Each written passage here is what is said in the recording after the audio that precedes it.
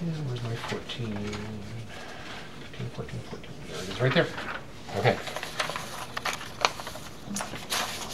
11, 15, 14. So let's see what's going on with that arm.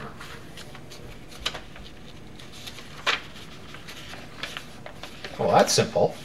See what it's doing? It's going from 11 to 14, so it's rolling over, and then it's coming back. So now I know what it's doing. Right? So let's check to see if this is actually going to do what I want it to do on the opposite side. So this one's going up and over like that. That means this one's going to come up and over this way. So is it doing that? It's going from here to this one here.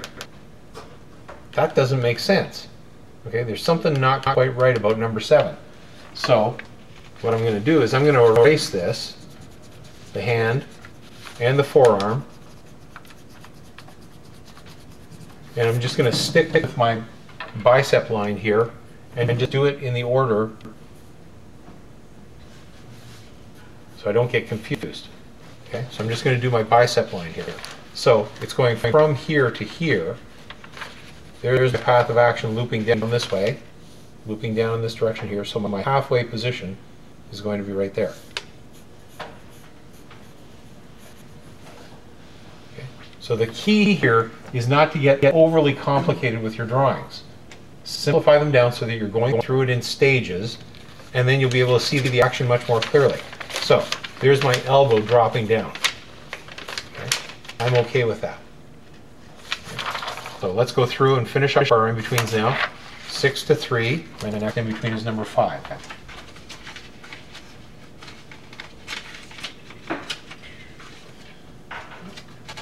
Where is my number 5? Oh, there it is there. So my number 5 is done because it was a breakdown. So let's just see what's going on here. Okay. It's doing what it should. It's actually got a modified path of action in there, which I'm just going to keep my eye on that because I'm not sure if that's really... See, my other one went from here to here. I think that's correct, what it's doing. I'm okay with that. So now 5 to 3.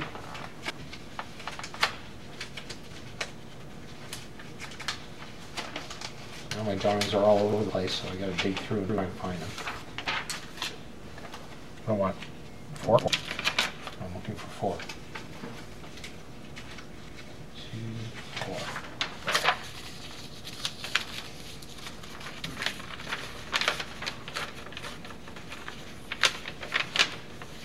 So my elbow's going to come to here.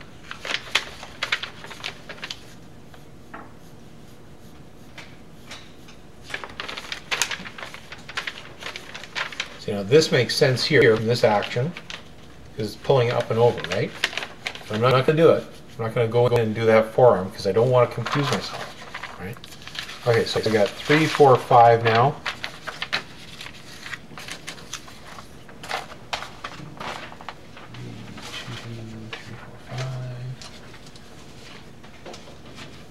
I've got 6 done. I've got 7 done.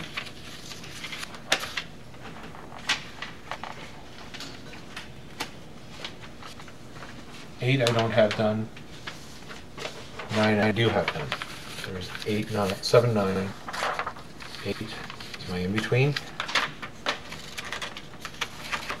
My elbow's going back here. So my halfway in-between for this one would be right here.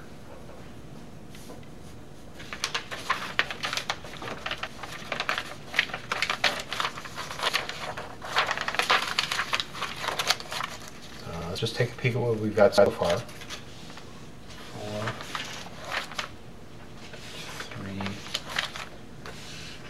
3, 2, I don't have the bicep line on, so I'm going from 3, which is my key, I'm going through to 9.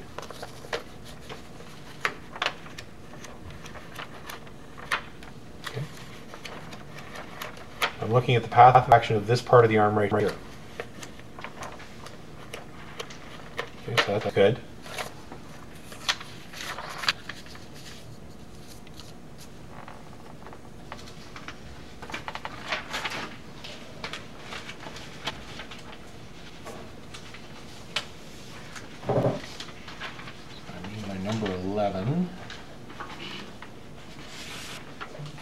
11, 9 to 11. Halfway for that is over 10.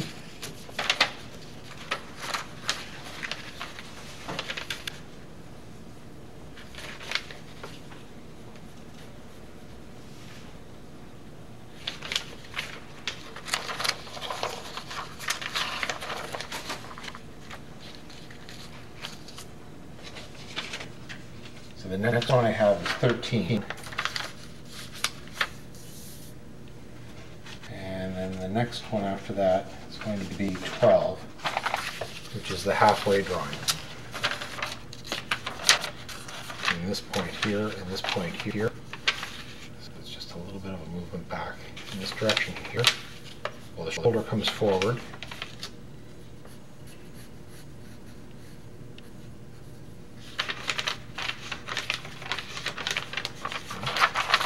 And then my next one will be 13.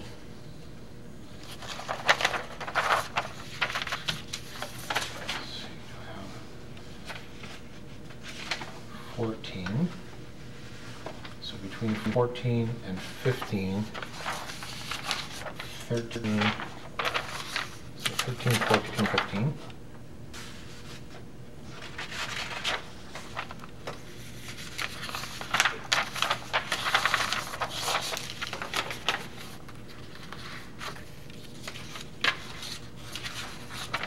Now the arm is coming forward.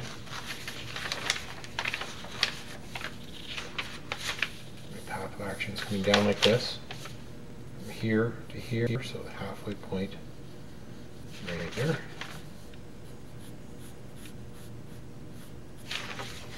This is the forward action on the arm.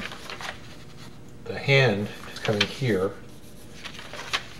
and as it flips forward, this is the drawing that I want to do the looping action on. So I want to loop it over and into this one here. There's a path of action right there. So my wrist is here on this one, the other one is there. So the halfway point would be right at the crest. Like that. And so my hand would then loop back this way. I'm not going to draw that on, I'm going to wait until I finish these other hands here. Make sure the path of action is working properly on those, but that's essentially the idea there. So I'm jumping a little bit ahead on this one simply because these two in-betweens here are done. And now the next one will be 16, 13, 14, 15, 16, going into 1.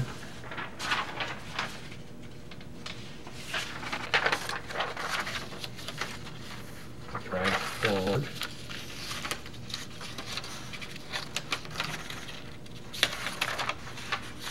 So here my path of action is coming up in this direction here. My halfway point will be right there. And again, I can draw the arm on here, the lower part of the arm. It's just dragging. So it's pretty, again, straightforward. Yeah, you have the hand. You can drag through there. Alright. So that gives me everything except for number 2. I'll take 1, 3, and we'll finish off the forearm on number 2. So it's coming from here up to here.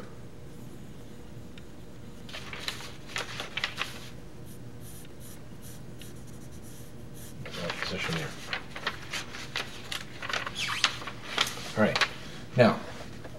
Now I need to go back and start to do my forearms. So some of them I've done, some of them I haven't done. We're going to come back to this number 2 one because it's going to be a tricky one.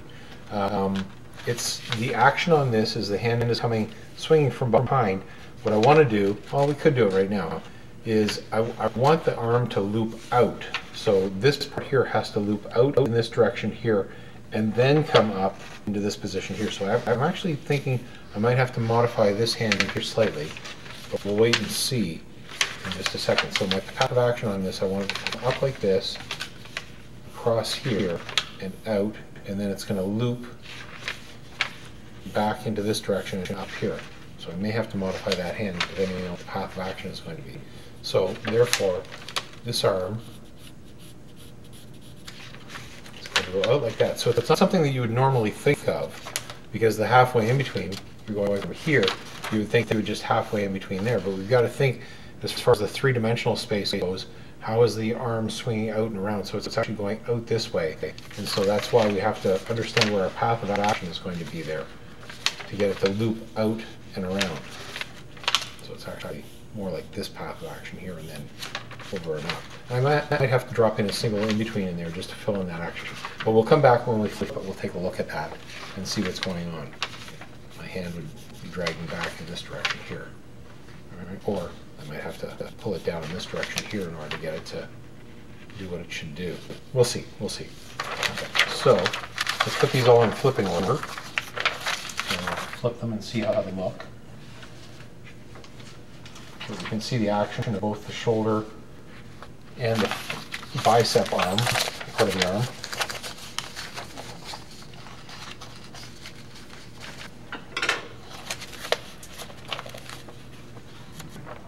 So we're just looking at the bicep and the shoulder, these two parts here, not the forearm. We'll see little snippets of it.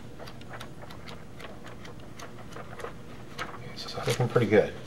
I may have to modify in here some stuff because that kind of pops a little bit. But might have to come back onto that one there and fix that one. But from this point here, I can start to fill in these ones. Yeah, I can fill in all those arms there. So from here through here, so from 7.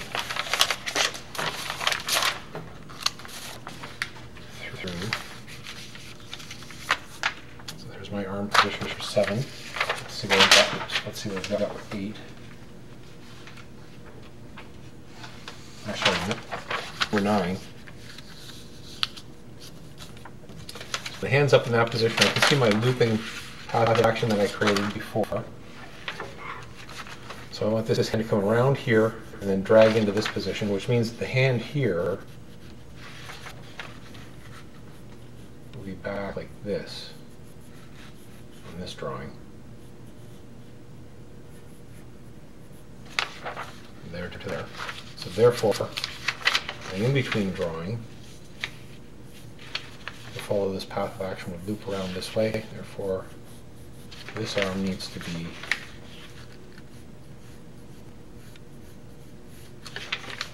like that. And my hand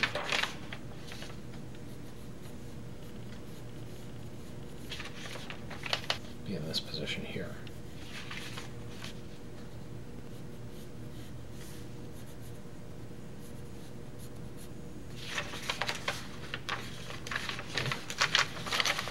So 7, 8, 9.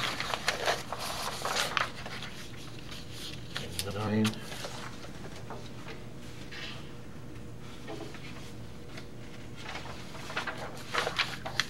11. 10.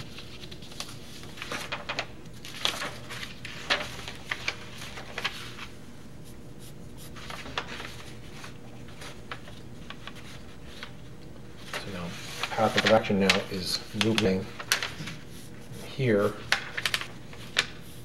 down to here. This is where I want to take the hand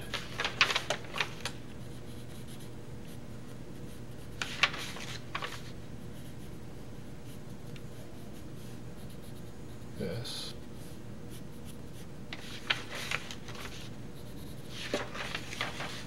And I could actually, well, no, I can't really, well, I could. I'm swooping it this way and then it's coming down this way. I could turn this into an S curve here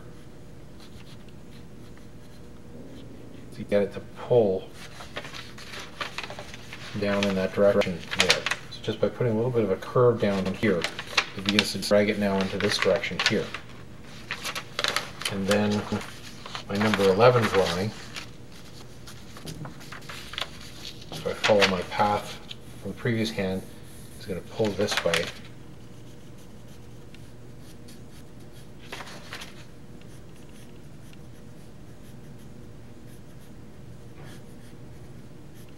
Like that. And then there's my 13 is in this position. Draw this hand in. I'm just going to put a little bit of a scoop on it here. Follow through the path of action.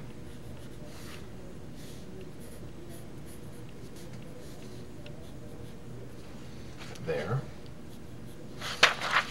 And then my in-between number 12. Halfway point is there. And my path of action right in there.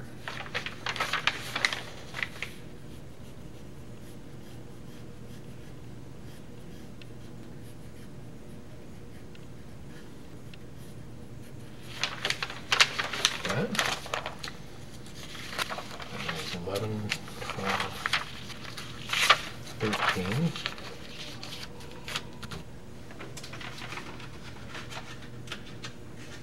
And then this is my loop over here. So yeah, I'm going to want to change that hand there because it's not following the looping path of action that I wanted. It's going to come up over like that. So in this case here, this hand should be going this way.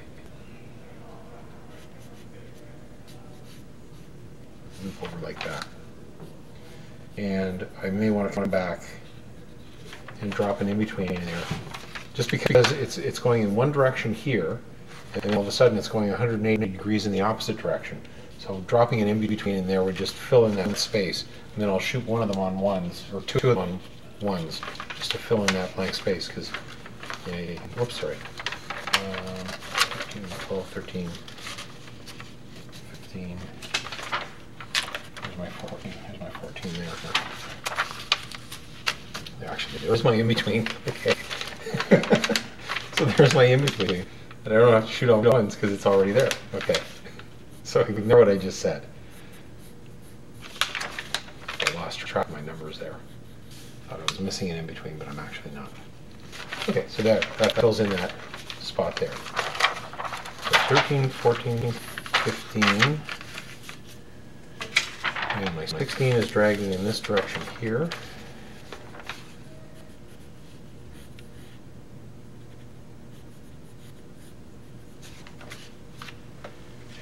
Back to 1.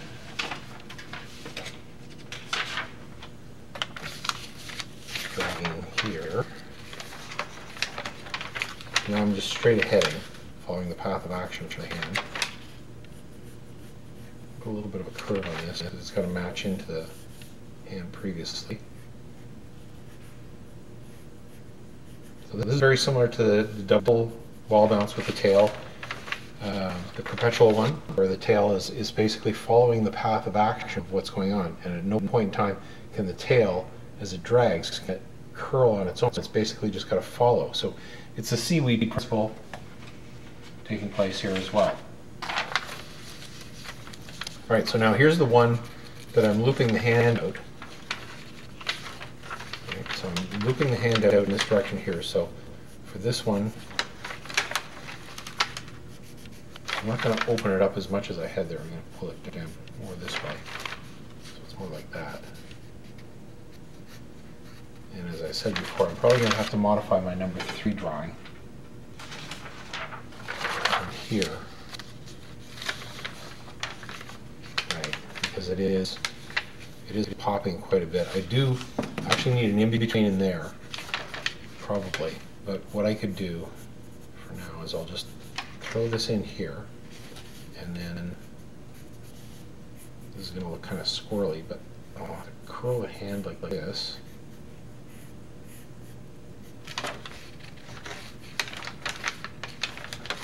And then this one would have to loop this way.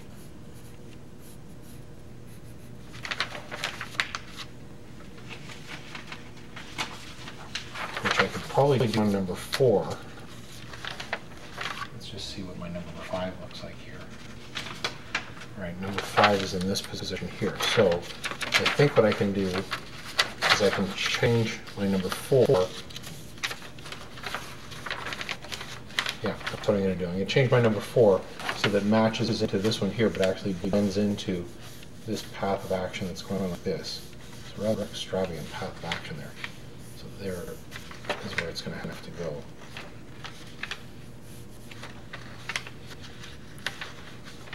Right, so the back of the hand here.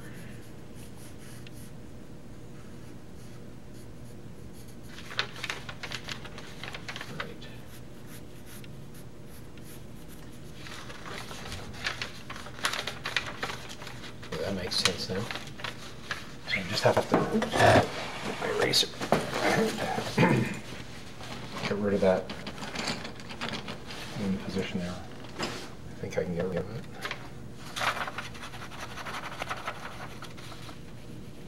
Oh, not that one. It's the wrong hand. I need to keep this one.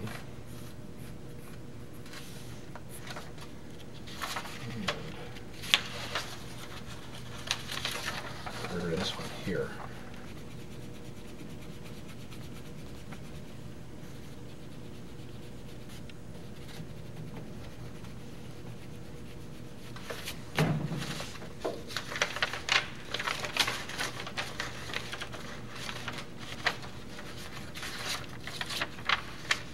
That's actually looking slightly weird. I'm double thinking this. Let me just see what it looks like here.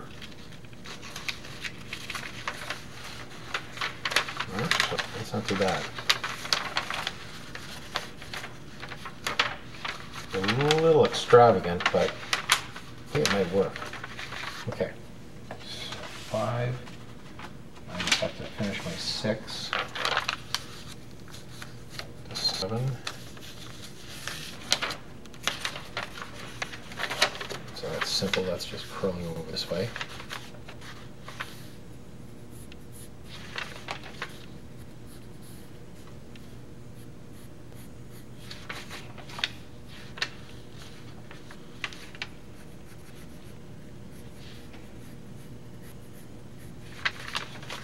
Yeah. Okay. Now let's put these in order. Let's see what happens. 8 there. So these are all in order. The bottom starting at number 9. So let's see how it looks.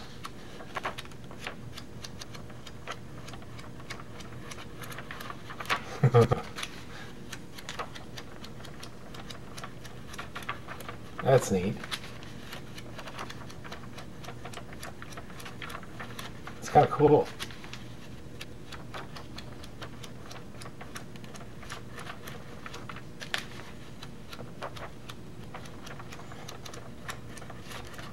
Okay, so let's do a pencil test and we'll see how it turns out with the timing. I think that'll turn out pretty good. That looks neat.